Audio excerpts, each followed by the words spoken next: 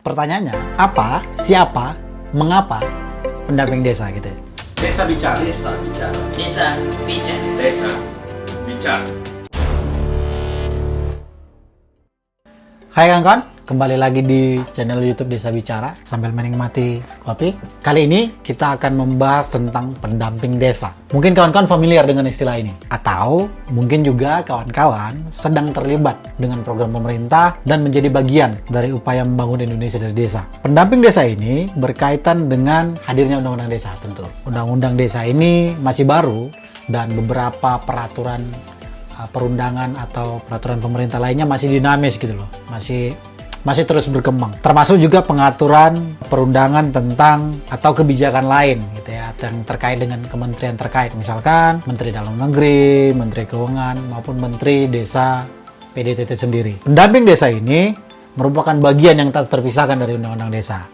Hal ini berkaitan tentunya dengan kepentingan negara untuk menguatkan desa sebagai salah satu indikator pembangunan di Indonesia. Pertanyaannya, apa, siapa, mengapa pendamping desa gitu ya. Nah, itu mungkin menjadi pengantar video ini gitu ya. Pendamping desa ini berkaitan dengan pendampingan desa yang dilaksanakan oleh pendamping desa itu sendiri gitu ya. Pendamping desa ini berhubungan dengan tenaga pendamping profesional, kader pemberdayaan masyarakat desa, dan atau pihak ketiga. Tenaga pendamping profesional inilah yang dibagi menjadi 4 bagian.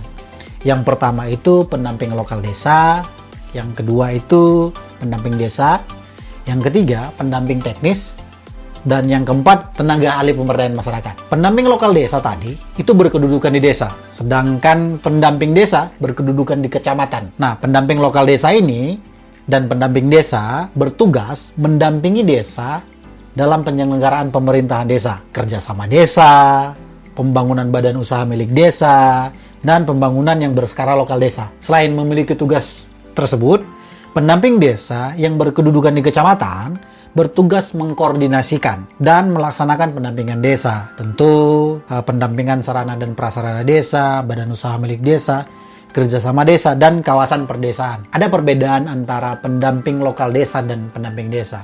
Nah, pendamping seperti yang kita sampaikan sebelumnya, pendamping lokal desa itu dia berkedudukan di desa, jadi memang dia yang bertanggung jawab untuk pendamping desa. Sedangkan pendamping desa ini berkedudukan di kecamatan, jadi mengkoordinir beberapa pendamping lokal desa tadi. Beberapa tugas pendamping desa ini diantaranya berhubungan dengan pendampingan penyelenggaraan pembangunan desa dan pemberdayaan masyarakat desa.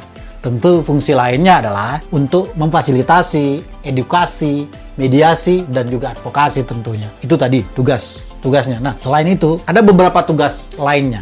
Di antaranya, pertama, mendampingi desa dalam perencanaan, pelaksanaan, dan pemantauan terhadap pembangunan desa dan pemberdayaan masyarakat desa. Yang kedua, mendampingi desa dalam melaksanakan pengelolaan pelayanan sosial dasar, pembangunan usaha ekonomi desa, pendayagunaan sumber daya alam dan teknologi tepat guna, pembangunan sarana dan prasarana desa, dan pemberdayaan masyarakat desa. Itu yang kedua. Yang ketiga, melakukan peningkatan kapasitas pemerintahan desa, lembaga kemasyarakatan desa dalam hal pembangunan dan pemberdayaan masyarakat. Keempat, melakukan pengorganisasian di dalam kelompok-kelompok masyarakat desa. Kelima, melakukan peningkatan kapasitas bagi kader pemberdayaan masyarakat desa dan mendorong terciptanya kader-kader pembangunan desa yang baru. Yang keenam, mendampingi desa dalam pembangunan kawasan perdesaan secara partisipatif. Yang ketujuh, melakukan koordinasi pendampingan di tingkat kecamatan dan memfasilitasi laporan pelaksanaan pendampingan oleh camat kepada pemerintah daerah, kabupaten, atau kota. Itu tadi terkait tugas. Jadi memang beberapa tugas dari pendamping desa ini cukup banyak, dan ini tentu berkaitan dengan upaya peningkatan kapasitas, baik itu pemerintah desa, masyarakat, kelembagaan, terus tadi ada tugas terkait dengan pendampingan pendidikan, itu harus dilakukan oleh pendamping desa. Tentu pertanyaannya, bagaimana proses rekrutmen pendamping desa ini? Rekrutmen pendamping desa ini dilaksanakan oleh daerah, jadi kabupaten atau kota, dengan ditetapkan tentunya oleh Menteri Desa PDTT. Nah, beberapa kompetensi pendamping desa sekurang-kurangnya memenuhi unsur kualifikasi, antara lain, pertama, memiliki pengetahuan dan kemampuan dalam pemberdayaan masyarakat. Yang kedua, memiliki pengalaman dalam pengorganisasian masyarakat desa. Yang ketiga, mampu melakukan pendampingan usaha ekonomi masyarakat di desa. Yang keempat, mampu melakukan teknik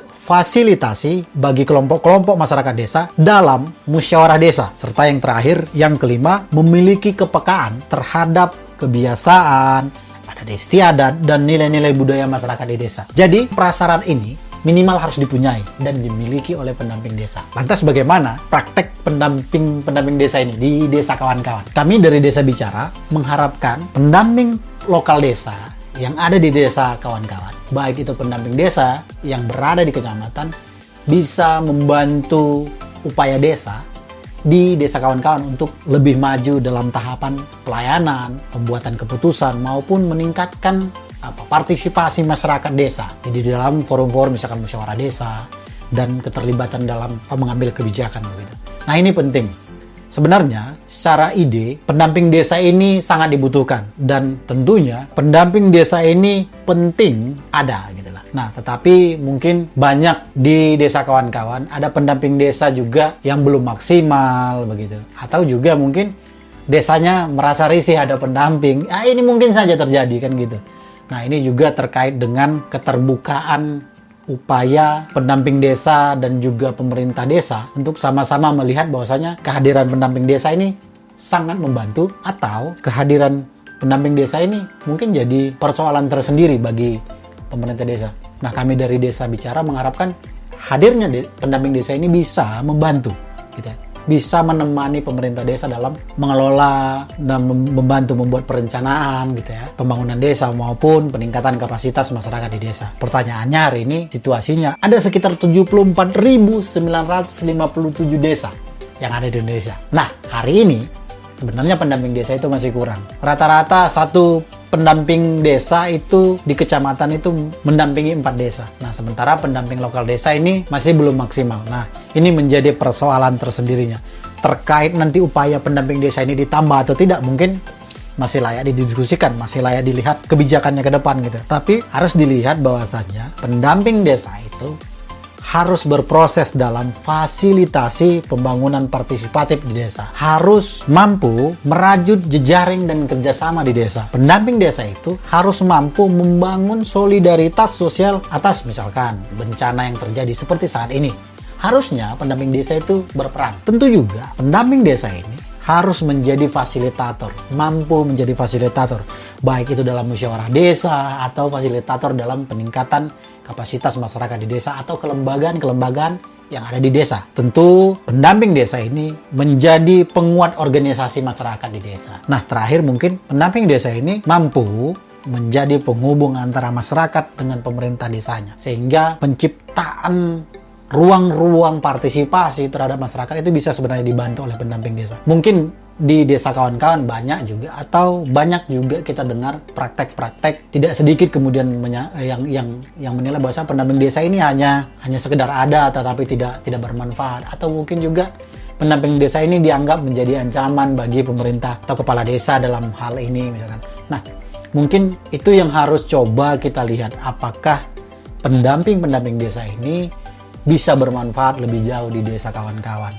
Nah, bagaimana kemudian partisipasi dan kontribusinya terhadap mendorong desa kawan-kawan itu bisa lebih maju. Apalagi di saat sekarang misalkan dinamika kebijakan terus dan berubah begitu. Harapannya pendamping desa itu bisa melihat dan mampu untuk menjelaskan ke pemerintah desa soal terkait undang-undang atau kebijakan baru yang berkaitan dengan desa gitu. Karena kawan-kawan di pemerintah desa butuh teman diskusi, selain juga BPD gitu ya.